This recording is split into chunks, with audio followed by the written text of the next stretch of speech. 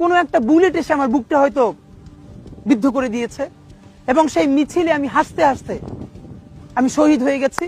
আমি তখন হাসতে হাসতে আল্লাহর কাছে ভীষণ সন্তুষ্টি নিয়ে পৌঁছতে চাই যে আমি একটা ন্যূনতম ওই জীবনটা লিড করতে পারলাম, যে আমি একটা ইনসাফের হাসি নিয়ে আমি আমার আল্লাহর কাছে পৌঁছতে চাই। হায়াত মৌতের মালিক আল্লাহ, ন্যূনতম সিকিউরিটি নিয়ে চলাও হলো সুন্নাহ।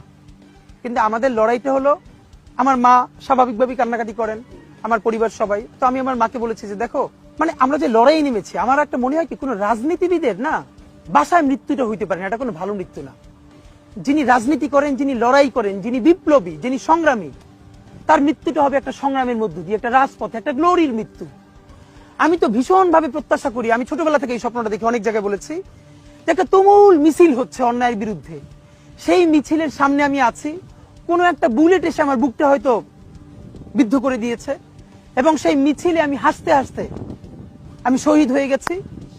এবং সবাই যখন মৃত্যুটাকে ভীষণ ভয় পায়, আমি তখন হাসতে হাসতে আল্লাহর কাছে ভীষণ সন্তুষ্টি নিয়ে পৌঁছতে চাই যে আমি একটা ন্যূনতম ওই জীবনটা লিড করতে পারলাম, যে আমি একটা ইনসাফের হাসি নিয়ে আমি আমার আল্লাহর কাছে পৌঁছতে চাই।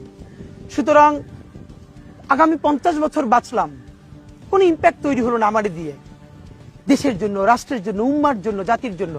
কিন্তু আমি ধরেন 5 বছর বাঁচলাম, সেটার মধ্য দিয়ে যদি আগামী 50 বছরের ইম্প্যাক্ট তৈরি হয়, তাহলে অনেকদিন বেঁচে থাকায় কি সাফল্যের বলেন? শহীদ প্রেসিডেন্ট জিয়াউর রহমান কয়টা দিন বেঁচেছেন, কিন্তু ভাবেন আজকে পর্যন্ত উনি আমার অনুপ্রেরণা।